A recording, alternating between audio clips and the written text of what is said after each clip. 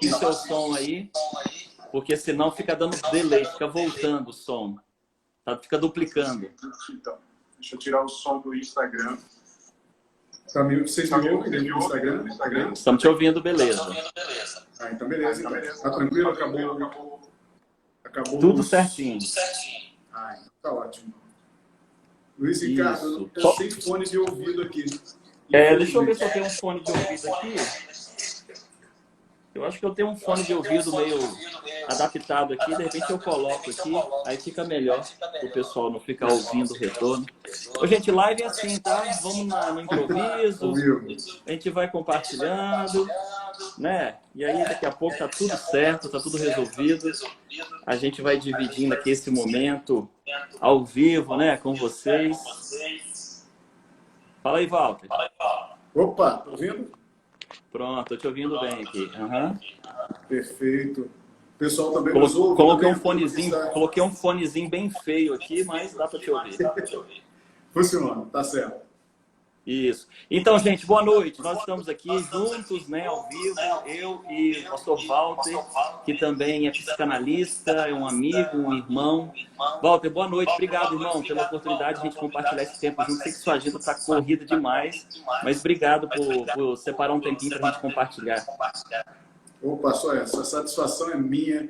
A Igreja Memorial Linhares está no meu coração aí, vendo algumas pessoas que estão entrando aí também, pessoas queridas, pessoas amadas. Para mim é uma satisfação, uma honra mesmo poder tirar esse tempo para a gente poder conversar, trocar umas ideias. Obrigado mesmo pelo convite, desde já. Legal, legal, Walter. Como eu falei para vocês, o Walter é um amigo, um irmão em Cristo também. Ele é pastor, psicanalista, um profissional que trabalha aí com a saúde emocional, né, das pessoas e já me ajudou e me ajuda direto nos papos, nas conversas que a gente tem, né, Walter? Tempo de dividir e compartilhar. Isso, a gente vai somando junto aí, né, nesse tempo. Walter, como que você tem visto aí esse tempo que nós temos vivido aí? Você que lida com tantas pessoas, não só porque você é psicanalista, mas também porque você é pastor, porque você também tem uma rede de relacionamentos aí considerável, né, por causa de igreja. Então, como que você tem visto esse tempo aí, cara, que a gente está vivendo, que o pessoal está mais recluso em casa? Bem, esse período de quarentena, ele realmente pegou todo mundo de surpresa. Literalmente, da noite para o dia, nosso tempo ele virou de uma forma, nossa vida virou de cabeça para baixo de uma forma assustadora. Assustadora mesmo. Sim. E nós já estamos vendo, em termos de saúde mental, em termos de economia, nós já estamos vendo impactos muito grandes. Eu não sei aí, pastor Ederson, em Linhares, como é que está, mas aqui em Vitória é visível o número de mendigos que nós temos visto nas ruas, pessoas que em surto na rua. Esses dias eu entrei no supermercado, na Serra, onde eu moro, e eu me assustei. No primeiro sábado de quarentena, eu me assustei porque eu entrei no supermercado, o supermercado estava lotado, e pessoas falando nada com nada. Algumas tinham umas 4 pessoas, mais ou menos, que estavam falando para o ar, surtadas, literalmente. E o mais interessante é que você percebia que não eram pessoas em situação de rua, não eram pessoas em situação qualquer, eram pessoas distintas, mas que estavam num quadro de confusão mental absurdo. Então, realmente, essa quarentena ela veio de uma maneira muito, muito intensa. Os efeitos psicológicos, econômicos, tudo isso tem gerado uma verdadeira epidemia em termos de saúde mental. Hoje, saúde mental se tornou um artigo de luxo, meu amigo, em meio a essa crise toda aí. Realmente está sério mesmo, muito sério. Sim, e eu acho que o desafio também, né, Walter, nesse tempo, além das pessoas, algumas pessoas, né, estão adoecendo, né, emocionalmente por causa de todos esses transtornos que a gente vê por aí. Algumas pessoas já estavam adoecidas, já estavam num processo emocionalmente, né, que não estavam saudáveis, aí chega a pandemia. Eu penso que em alguns casos, por exemplo, algumas pessoas tiveram que interromper, por exemplo, tratamento, né, psicológico, ou psiquiátrico, com psicanalista, né, com profissionais dessa área da saúde mental. Eu acho que isso dificulta ainda mais, né, porque por mais que a gente às vezes faz alguns atendimentos online, pelo telefone ou pelas redes sociais, não é a mesma coisa, né, Val? Sim, com certeza. A vida estava andando e de repente ela foi bruscamente interrompida. E as pessoas que já padeciam, elas trazem uma sequela tremenda nesse processo. Você quer ver? Sim. Há umas 2 semanas, há uma semana atrás, mais ou menos, estava todo mundo crucificando os idosos. Espera aí que parece que está dando eco. Deixa eu ver se é o meu aqui, pastor. Deixa eu ver o que eu consigo fazer aqui. Essa é a primeira Para mim vez está que eu tudo tô ok fazendo aqui. isso. Vocês me escutam bem? Acabou o eco? Deixa eu ver. Tá tudo certo. Tudo certinho? Então, perfeito. Então, Para mim tá tudo certo aí. friseira, ele falou que estava dando eco ali, mas você vê, por exemplo, há algumas semanas atrás, as pessoas idosas começaram a ser crucificadas. Crucificadas mesmo, porque estavam saindo nas ruas, estavam isso e aquilo.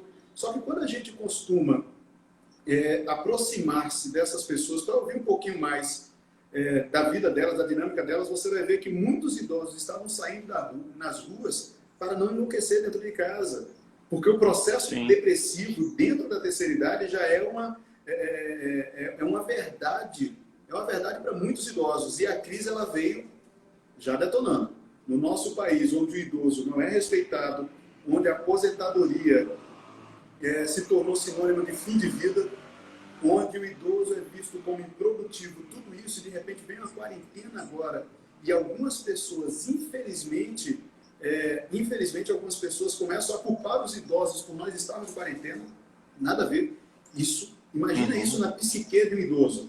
Isso bagunça a cabeça do idoso e realmente acentua o quadro. Minha preocupação maior são com aqueles que já traziam a pré-história de transtorno mental, que está acentuando, de fato, mas também os idosos, que é o nosso grupo mais frágil nessa cadeia toda, nesse desenrolar dessa quarentena, dessa pandemia. Realmente são com eles que nós devemos nos preocupar. Eles acabam sofrendo mais mesmo, né, pela fragilidade da própria saúde, né, além de emocional, né, mas da saúde física também, né, e tem essas dificuldades. Agora, Walter, esse momento que a gente está vivendo é um momento, claro, extremamente desafiador, né, um tempo que ninguém estava esperando. Algumas pessoas acham que é um certo exagero, ficar em casa demais, outras realmente precisam ficar em casa por causa do contágio, né? Agora, o nosso tema aqui que a gente vai compartilhar hoje é como lidar com as emoções nesse tempo, né? Uma pessoa que fica mais reclusa, uma pessoa que fica mais dentro de casa, uma pessoa que fica mais quietinha, com pouco contato, né, com o mundo exterior, muito externo, com supermercado, lojas, ruas, igreja, né, os ambientes sociais dela. Quais são as patologias assim, emocionais que essa pessoa ela pode desenvolver dentro de um ambiente de isolamento? Sim.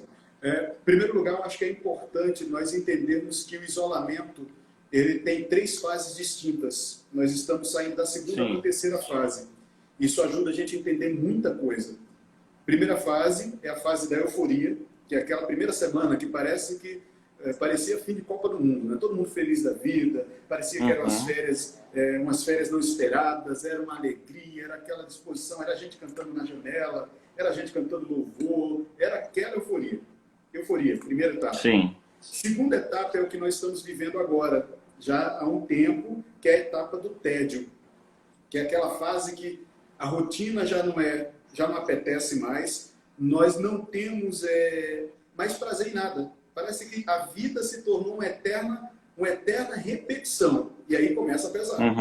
Porque quando a gente está no processo de desprazer, nós vamos buscar alguma coisa para compensar isso. É aí para suprir, né?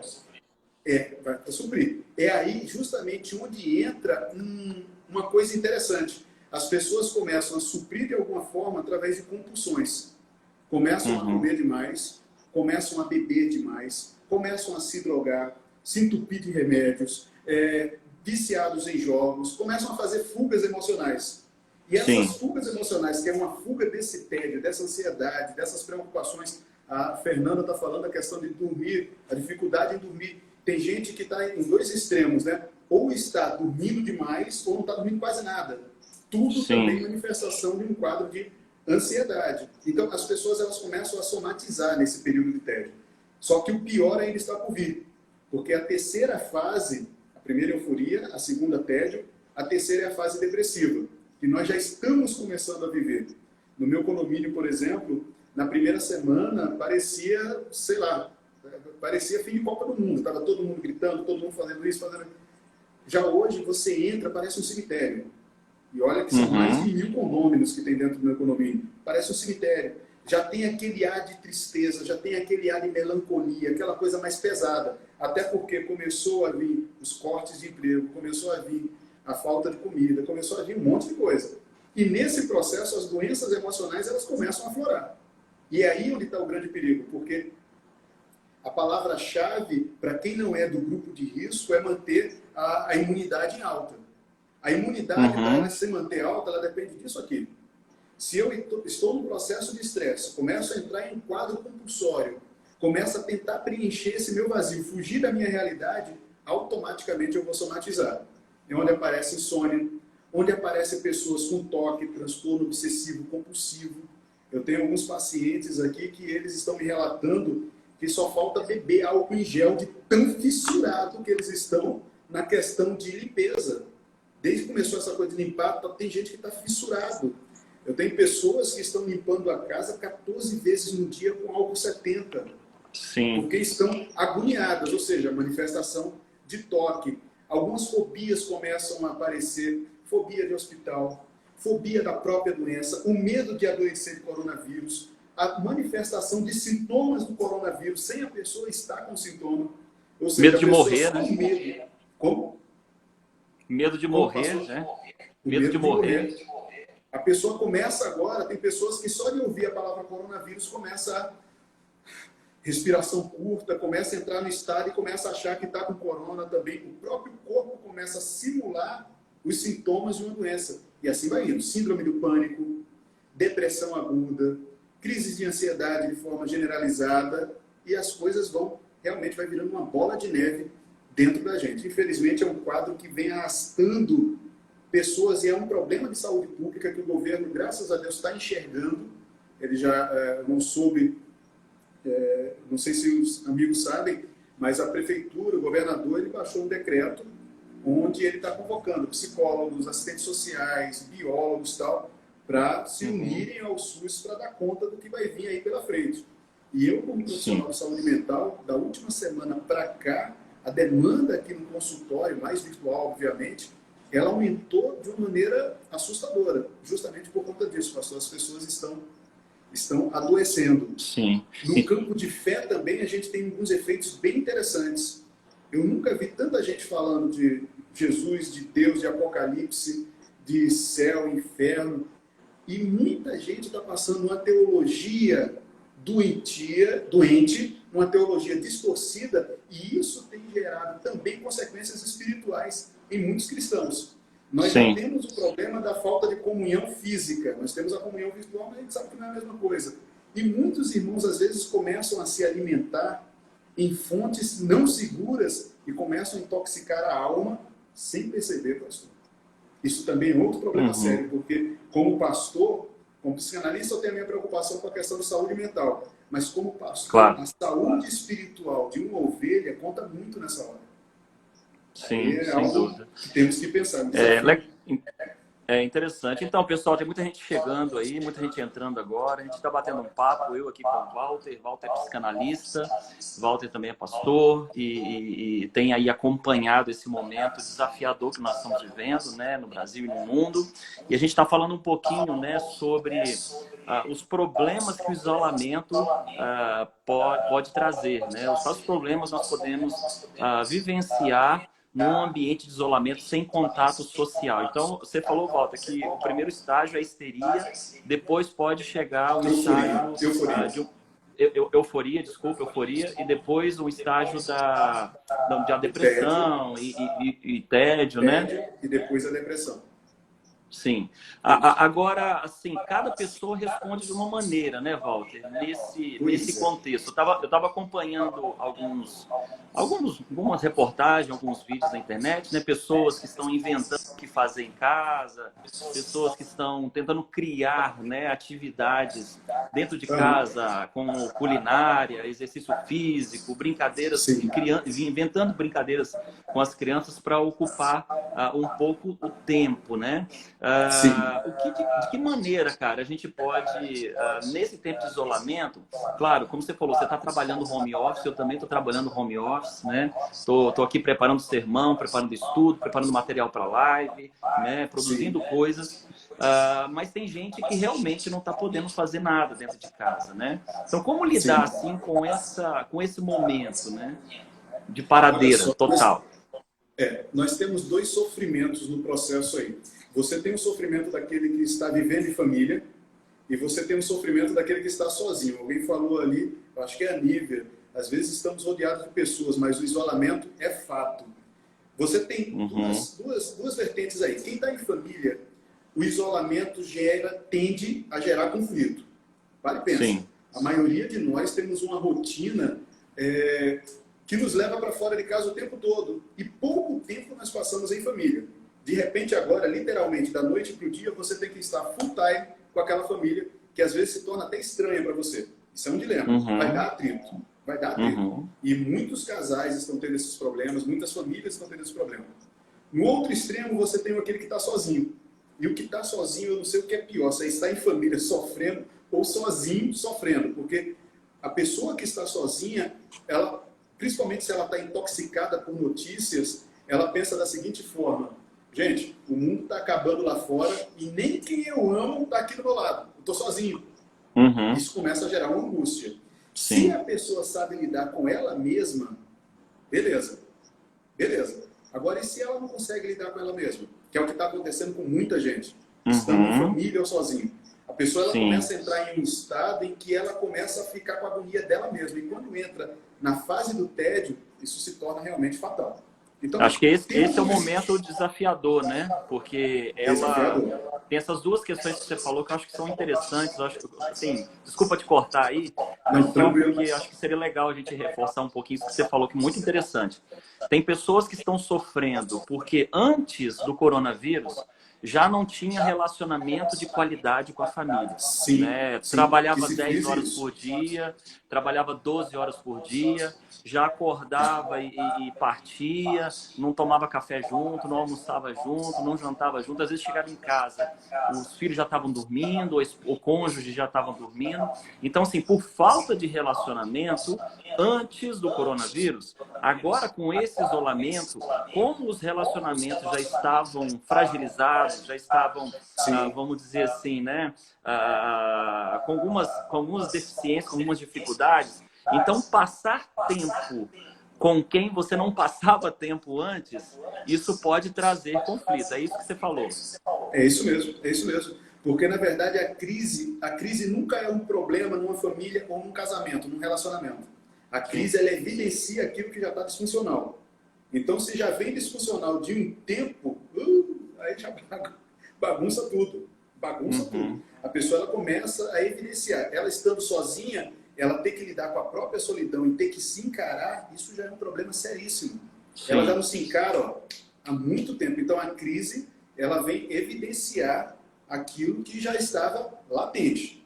Isso é fato. E amplifica de uma maneira exponencial. Aí a gente fica, de fato, pesado.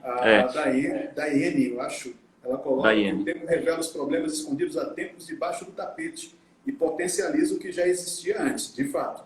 É fato isso mesmo. Muito sério mesmo.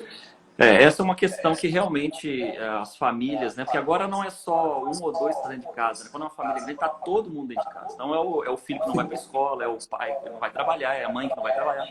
Então, assim, lidar com as rotinas, né? Que existem algumas rotinas. Então tem que limpar a casa, tem que fazer comida. Enfim, tem algumas atividades. Quem tem filho na escola está recebendo uma enxurrada de dever de casa e tarefa para fazer também o homeschool, né? Além do home office, agora a gente está fazendo homeschool, né? Então está estudando com as crianças em casa, né? Então, assim, lidar, né, com um tempo de relacionamento mais profundo ou pelo menos mais intenso, né? Se o relacionamento já estava fragilizado, como a Daiane falou, né? Se já estava algo debaixo do tapete ali, alguma sujeira, naturalmente agora vai potencializar algumas crises e alguns arranhões, né? Nesse tempo, né? E o outro grupo de pessoas é que você falou, que estão ficando sozinhos mesmos, né? Assim, não tem família, não tem ninguém por perto, né? E acaba tendo que lidar com, de certa forma, a solidão, né? Sim, sim.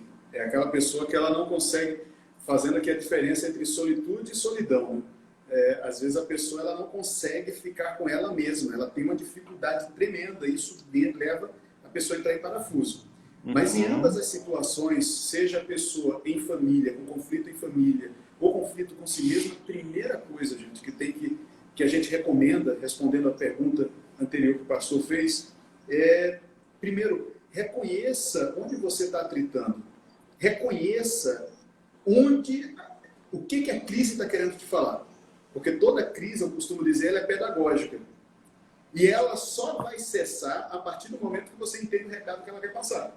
Uau. Então, por exemplo, eu tenho visto muitos casais, Walter, meu marido não fala. Ele já não falava. Qual é a solução? Falar. É simples assim. Não, porque a minha mãe está reclamando muito que qual é o caminho? Vamos dialogar, vamos conversar. A crise, ela sempre evidencia algo, mas também, por outro lado, ela vai te mostrar a solução. Sempre. Possibilidades, né? As possibilidades. É a ideia do ideograma chinês, né? Aquela coisa do caos e oportunidade. Está tudo junto. Sim. E compete a nós discernirmos. Se você não começar a ressignificar, como a Débora coloca ali, se você não começar a ressignificar essa crise, ela vai te engolir. E você fica paralisado, você fica agoniado. Não, peraí, eu estou morrendo, o casamento está acabando, o relacionamento está acabando, daqui a pouco você está pensando em suicídio, a cabeça já não aguenta mais. Peraí. A crise está me mostrando algo. Ela pode ser tua melhor amiga nesse momento, contanto que você entenda o que ela quer te dizer. Então, quais são as mensagens que ela está enviando, né? A crise, né? Exatamente. E aí, então, eu penso que essa questão do... Desculpa, pode falar. Desculpa. Eu vi aqui em cima, eu acho que foi a Fernanda que falou alguma coisa que para ela o casamento, esse tempo, foi muito bom para o casamento dela. Ou seja, tem pessoas que ao invés da crise estar separando o casal, está unindo. O segredo é, o que a crise quer mostrar? Vamos seguir na direção contrária. Acho que essa é a primeira ideia que, para se viver em quarentena, você tem que encarar isso de frente. Entender como ela se movimenta, quais são as progressões da quarentena e saber como que essa crise ela vai moldar você nesse processo. Que a crise não, na verdade, é Deus moldando coisas em nosso caráter. Acho que Deus está fazendo, começar de mim, parar e valorizar determinadas coisas, eliminar outras, desacelerar em umas áreas, acelerar em outras. Eu acho que Deus está nos moldando de uma maneira muito extraordinária nesse processo. Sim, sem dúvida. Eu queria que a gente falasse um pouquinho, porque, na verdade, essa questão que você falou, ela é muito importante, Walter. Pode ser que tem muitas pessoas que estão acompanhando aqui essa live que estão precisando mesmo de ouvir algumas coisas com relação a uma primeira questão que eu vou falar. Alguém perguntou aí se essa live vai ficar gravada, depois essa live vai ficar gravada. A gente vai colocar no IGTV, então depois você pode compartilhar com as pessoas aí do seu relacionamento. Uma coisa que você falou, cara, que eu acho interessante, porque assim, a crise, esse momento que nós estamos vivendo, as pessoas estão voltando para casa, tem que ficar dentro de casa, e aí você tem que conviver, né, com as pessoas que você já tinha dificuldade de relacionamento antes. E agora é uma convivência mais intensa, né? Você vai passar o dia inteiro do lado dessa pessoa, né? Acho que tem dois caminhos aí, né, Walter? Eu não quero ser simplista, não, porque as crises humanas, elas são complexas, né? E não dá pra gente aqui esmiuçar com detalhes isso. Mas, sem querer ser simplista, mas ser objetivo aqui, um dos motivos, né, da crise dentro do ambiente familiar é o problema de comunicação, né? Um dos problemas, né? E eu acho que é um dos maiores problemas, que é a comunicação no relacionamento conjugal, no relacionamento com o filho, no relacionamento com o pai. Então, acho que nesse momento agora, que você falou agora, que eu acho que faz todo sentido, e em vez da gente ficar brigando, degladiando dentro de casa, e não no sentido físico, claro, né? Mas no sentido, às vezes, de palavras, ou cada um ficar no seu quarto, ou cada um ficar... Já estamos isolados em casa, e isolar mais ainda no cômodo da casa, né? Eu acho que é o momento, de repente, de praticar uma comunicação assertiva, né? De acertar, então, numa comunicação agora, para a gente tentar resgatar algumas coisas que perderam, não é isso? Exato. E entra aquele conselho do apóstolo Paulo. No que depender de você, que haja paz, que haja paz. Eu acho que a ideia de nós cristãos é sermos agentes de paz em meio ao caos. Se nós sabemos que a família está um barril de pólvora, para que eu vou riscar o fósforo? O problema é que nós, muitas vezes, nós não sabemos nos blindar contra o que falam de nós. Aí você fala, a pessoa pensa assim, poxa, você não conhece minha mãe, você não conhece meu cunhado, você não conhece minha sogra, você não conhece, porque eles falam as coisas que me tiram do eixo. Deixa eu falar uma coisa. Isso aí é terapêutico, é uma forma de você se blindar. Não deixe que a sua paz seja tirada pela falta de paz do outro. O Espírito Santo nos dá essa capacidade. E aí me lembra a historinha. Eu estava numa live agora há pouco com os jovens, eu contei essa historinha porque reflete muito essa questão de paz. É a história de um homem que estava atravessando uma mata com o discípulo dele e de repente ele encontrou um escorpião que estava querendo atravessar a pocinha de água. Aí aquele homem vai e pega o escorpião pela cauda e tenta atravessar. Quando chega no meio da poça, o escorpião pica ele. Ele vai, solta o escorpião, pega de novo o escorpião que estava se afogando, tal. O escorpião pica de novo e ele vai, insiste, pega o escorpião e coloca do outro lado da margem. Aí o amigo dele que estava do lado falou assim, mas uma coisa, por que você não deixou esse escorpião se afogar? Por que você não deixou ele morrer? Aí ele falou assim, olha, a natureza desse escorpião é picar. A minha natureza é ajudar. Eu não vou mudar a minha natureza por conta da natureza dele. Eu acho que ter essa firmeza na mente, pastor, ajuda muito a gente a passar por esse processo. Se a outra pessoa está perturbada, gente, eu estou em paz. Eu não vou deixar que a falta de paz da pessoa me detone. Outra dica que é preciosa, pastor, e ajuda muito nesses processos de família. Como é que eu posso me proteger da fala de uma pessoa, por exemplo? Vamos supor que eu chego, a gente está na live aqui e você fala assim, Walter, camisa horrível essa tua camisa azul aí. Horrível, não gostei e tal. Eu penso assim, eu tenho duas formas de pensar. Eu posso pensar assim, caramba, o pastor Ederson é um cara elegante, ele anda arrumado, tal, entende de moda, tal. Então o cara falou da minha camisa, olha, essa camisa ele não gostou, mas eu gosto de camisa azul. Não tem problema, ele só falou da minha camisa. É uma forma de pensar. Sim. Outra forma de pensar, e a mais comum, é a seguinte.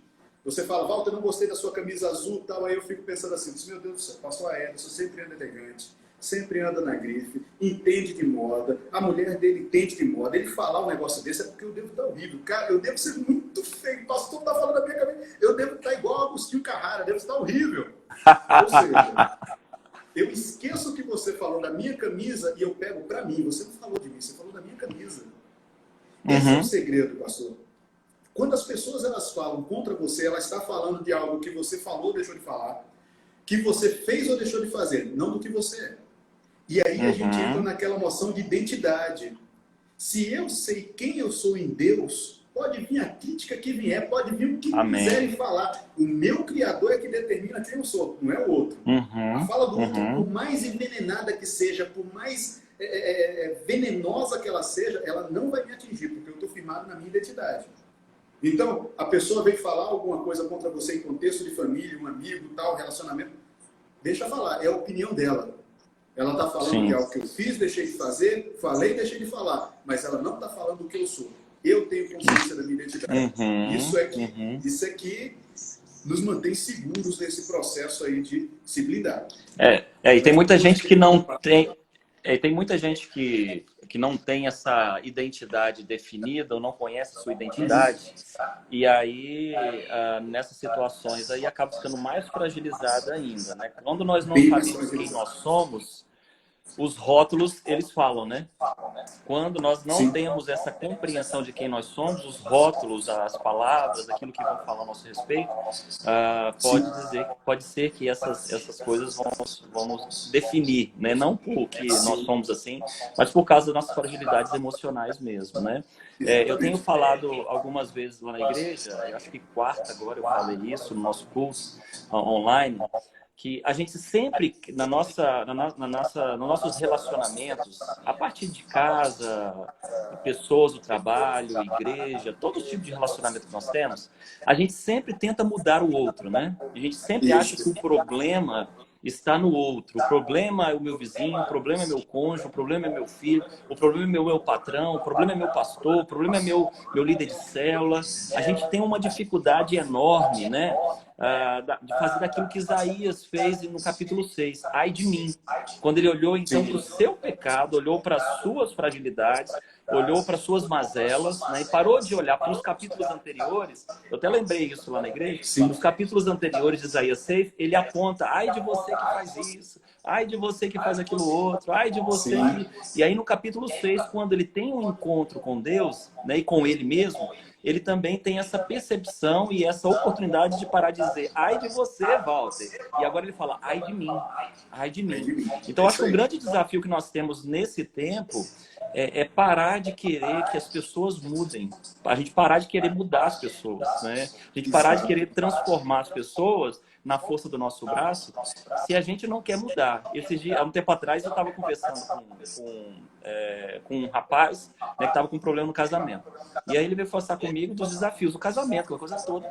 E ele falou, pastor, o meu problema é que a minha esposa faz isso, a minha esposa faz aquilo outro, a minha esposa não faz isso, e ouve. Aí passou alguns dias, eu chamei a esposa, né, para conversar. Pastor, meu problema lá em casa é meu marido faz isso, meu marido faz aquilo outro, né? Eu falei assim, gente, tem um doido nessa história, né? Porque se o problema não é você, o problema não é ela, né?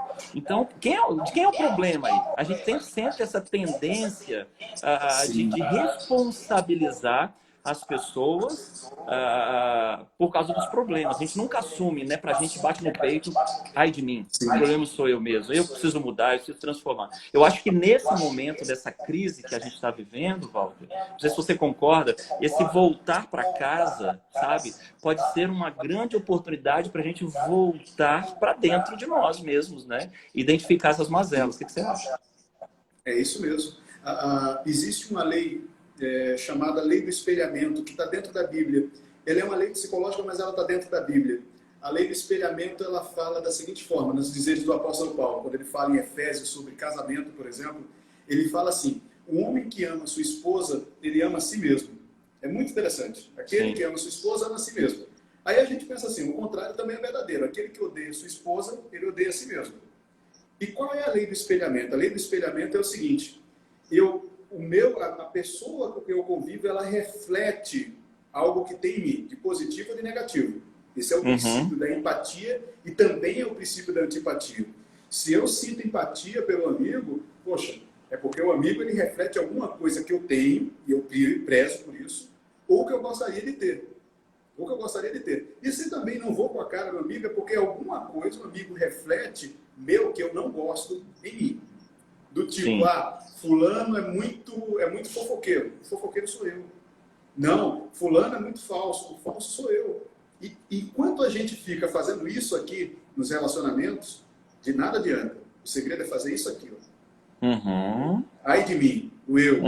Entende? Por isso que Jesus fala para amar o próximo como ama a si mesmo. Porque quando a gente odeia o próximo, também está odiando a gente mesmo.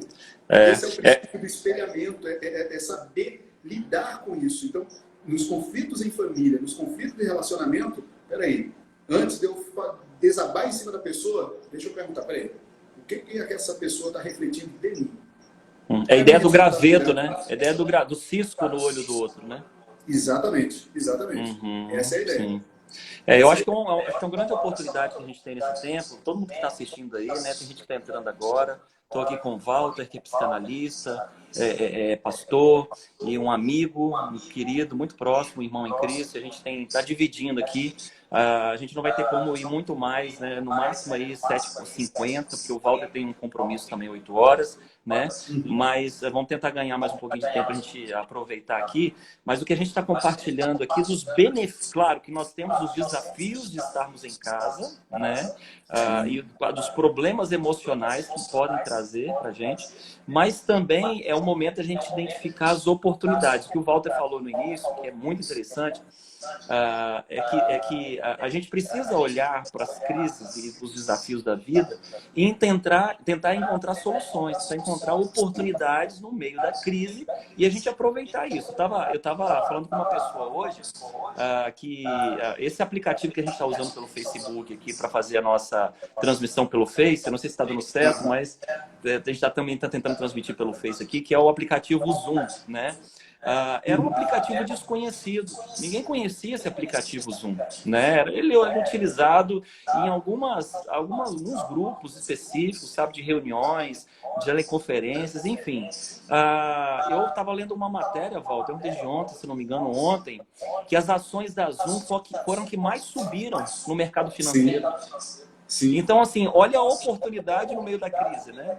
Olha a sacada dos caras aproveitar esse momento, sem dúvida nenhuma, no meio de uma crise. Então, assim, você que está ouvindo a gente, que está ficando muito dentro de casa, e está difícil ficar dentro de casa, e a gente sabe que é difícil mesmo, tenta encontrar as oportunidades de ficar em casa, tenta encontrar, né, algumas possibilidades. Ontem nós ministramos no culto de quarta-feira, na quarta-feira, no culto de oração nosso, falei daquela ideia que quando Davi trouxe a Arca da Aliança de volta para casa, né, a festa que ele fez, né, e o texto diz que no caminho para Jerusalém ele parou na casa de Obed-Edom e deixou a arca ali. E o texto diz que enquanto a arca ficou ali, Obed-Edom foi abençoado de todas as maneiras, a sua casa foi abençoada. Então eu penso a gente fez uma aplicação, né, olhando para esse texto, que é tempo da gente voltar para casa e trazer Deus também. Sim. É tempo de voltar para casa e trazer Deus para essa história, né? Você falou logo no início, muito importante, tem muita gente de má fé e picareta que está usando a teologia de uma maneira errada, né, nesse tempo, para dar uma esperança vazia para as pessoas, né? Então, e acaba causando mais estrago ainda. Mas nesse tempo, sem dúvida nenhuma, é o tempo da gente fortalecer a nossa fé, nossas experiências com Deus, não é isso? Sim. E tem algumas coisas, dicas práticas, quer ver, em cima disso que o pastor está falando, como lidar com essa quarentena em família, sozinho. Tá? Temos algumas dicas, e uma delas passa, a dica maior, ela vem do campo espiritual. As disciplinas espirituais são extraordinárias para controlar a nossa ansiedade, nossa depressão e o nosso tédio, gente. Uhum. O jejum, a oração, o louvor, a hora tranquila, tudo isso tem mantido o nosso coração em paz por esses tempos, porque todo mundo está desesperado. Eu estou com medo. Eu creio que o pastor também tem os seus medos. Todo mundo tem medo. O negócio é o que nós vamos fazer com esse medo. E o meu medo ele é depositado aos pés da cruz e eu subjugo ele com as disciplinas espirituais. Elas ajudam muito. Tem muita gente falando, pastor, o que eu vou fazer? Você tem orado? Não, não tenho orado. Então ora. É o conselho bíblico. Está angustiado? Ora. Está precisando renovar, está alegre e tal? Canta e por aí vai. Buscar o apoio de alguns irmãos, mesmo que virtualmente, parar. Olha só, eu falo diretamente para você que me assiste, eu tenho falado com meus jovens, com minhas ovelhas, o seguinte, faça um favor à sua saúde mental. Veja o que você está colocando dentro da sua cabecinha. Para de assistir TV, gente. E quando eu falo para de assistir TV, eu não estou falando apenas de telejornal, não, porque telejornal está um negócio absurdo de assistir. Você entra em páginas de determinados veículos de comunicação, tem lá contadores de mortos do coronavírus. Isso é absurdo, isso é mórbido. Então, tudo que você precisa saber sobre o coronavírus, você já sabe que é se prevenir. O restante, meu querido, minha querida, ninguém pode falar, no mundo, ninguém pode falar como vai ser teu amanhã, nem a tua próxima semana, nem teu próximo mês, que dirá o próximo ano. Então, para que você vai se preocupar com um monte de especulação, que uma hora fala um, outra, e a ansiedade vai só crescendo. Desliga a tua TV. E não somente esse tipo de mídia, não, mas também a mídia dita evangélica. Que tem muita gente, olha, eu estou diante de um pastor que é de uma igreja séria, eu conheço a fibra do pastor Ederson, entendo e sei que ele é um homem dedicado à palavra, à doutrina, está se esforçando junto com sua equipe para trazer material de primeira. Para que você vai comer porcaria aí fora, espiritualmente falando? Porque às vezes a gente, a ansiedade não cede, a depressão não cede, está tudo muito ligado ao que a gente está colocando aqui dentro, e às vezes a gente está escutando um monte de porcaria. Faz um favor à sua alma, veja o que você está colocando diante dos seus olhos, cuidado com a mídia televisiva, cuidado com a mídia internet, cuidado com tudo isso. Eu, por exemplo, eu coloquei no meu coração, eu só estou me expondo à mídia 10 minutos no dia, no fim do dia. 10 minutos, porque senão você fica fissurado naquilo e vai indo. Gente, Sanidade mental, a gente precisa disso.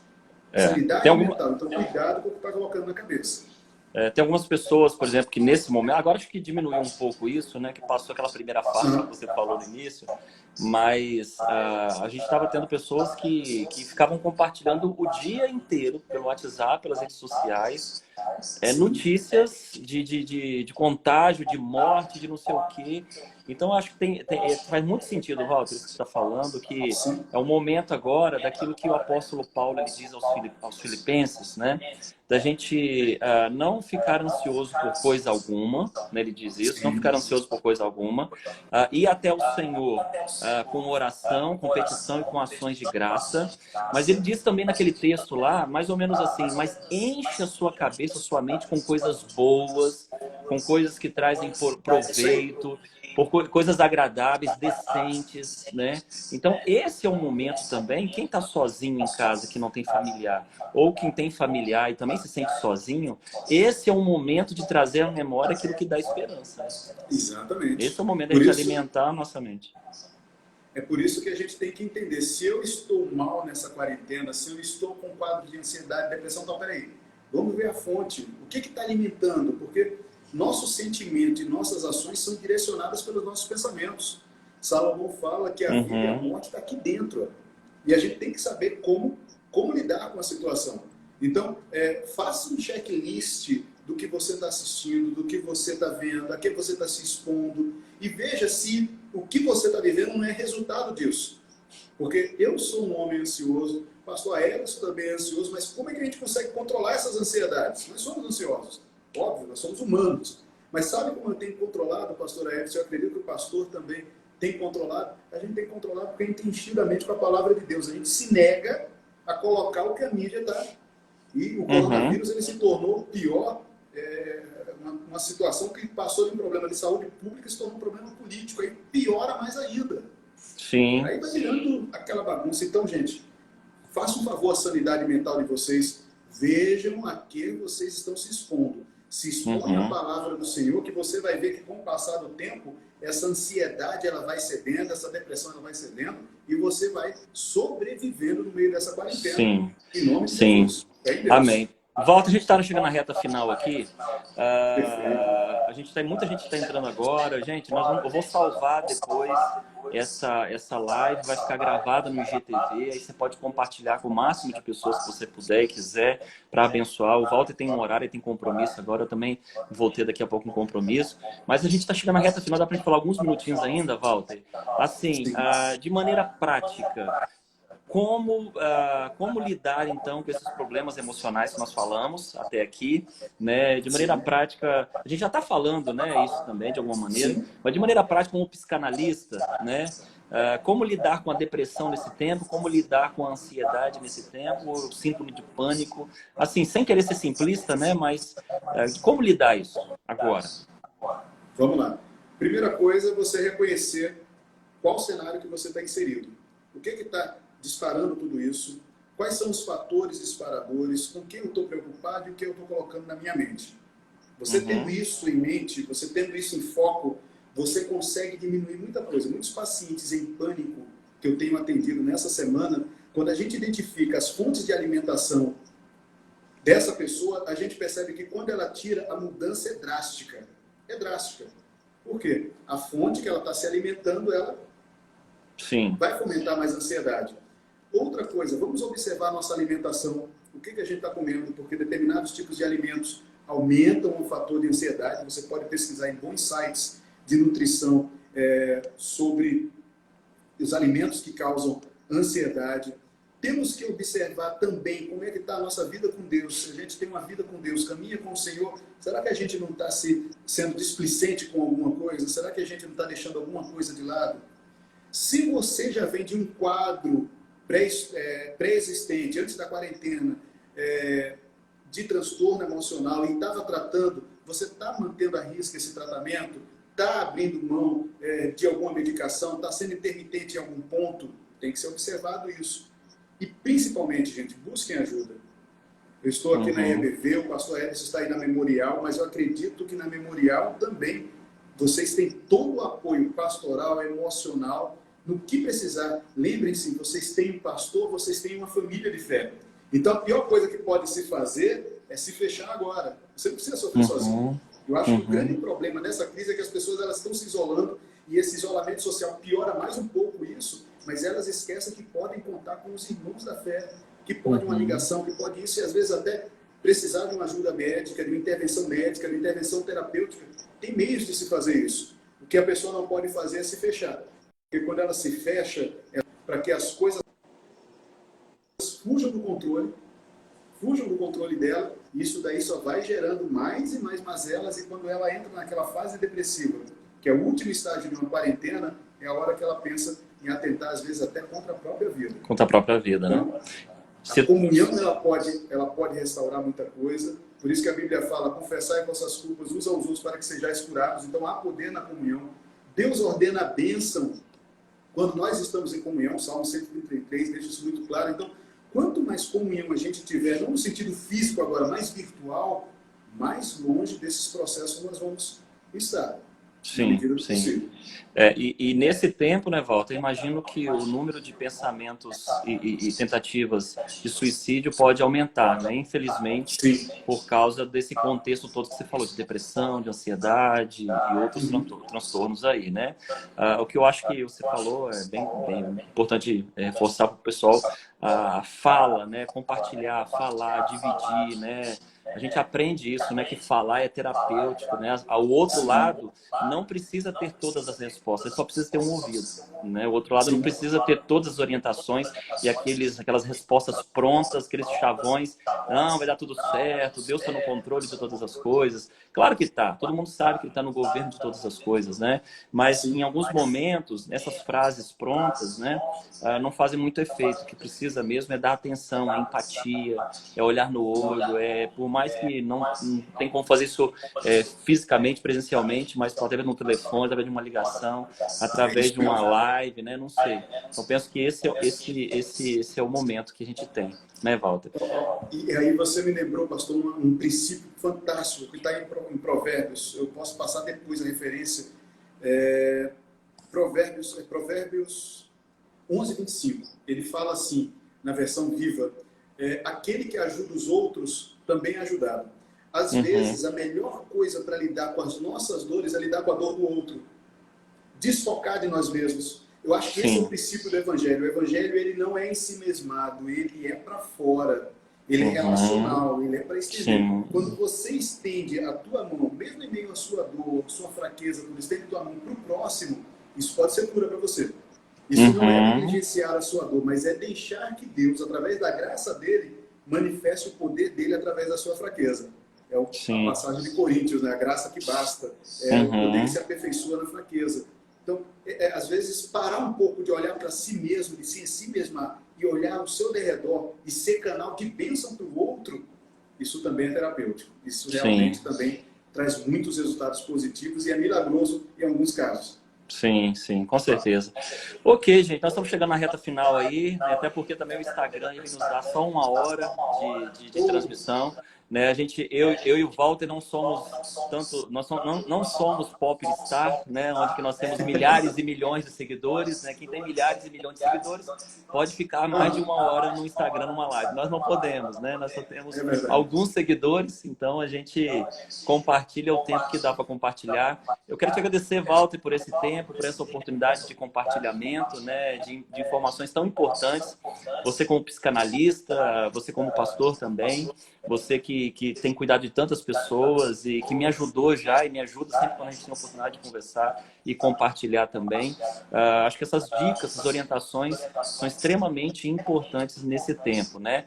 Essa live vai ficar gravada no IGTV, eu vou publicar depois, tá? Você pode acessar lá, quem quiser, você que está acompanhando aí essa live agora. Nós falamos de questões aqui importantes e relevantes que valem a pena você ouvir e tomar aí os cuidados devidos. Dá uma última palavra aí, Walter, então, para a gente encerrar essa nossa live aí para o povo. Pastor, obrigado mesmo. Foi um tempo abençoado. Foi muito bom revê-lo, mesmo que virtualmente. Rever alguns amigos queridos também aqui virtualmente, na timeline aqui também. Muito obrigado por essa oportunidade. Que venham outras. E Sim. pode contar comigo nesse processo aí, onde a gente puder ajudar como povo de Deus, nós estamos juntos. E vamos passar por essa quarentena com fé em Deus. Vamos, que eu falei esses dias com uma pessoa. Nós vamos sair desse negócio melhor que nós entramos.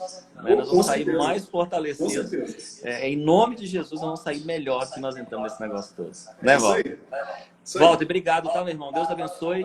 Deus continue te usando aí também com seus pacientes, seus clientes, suas ovelhas também, tá bom? Muito obrigado aí por dedicar uma horinha do seu tempo aí, que eu sei que nesse momento tá corrido, pra gente compartilhar nessa live um assunto tão importante, tá bom? Amém. Queridos, vocês que estão ao vivo aí, Deus abençoe vocês. Espero que essa palavra tenha abençoado a vida de vocês. Como eu falei mais uma vez, estou aqui com o Walter, psicanalista, pastor, amigo, irmão em Cristo. Nós vamos compartilhar essa live no IGTV, aí no Instagram. Você pode acompanhar e você pode ouvir e compartilhar também com pessoas o seu relacionamento. Deus abençoe, Walter. Deus abençoe todos os irmãos aí. Fiquem na paz. Tchau, tchau. Tchau.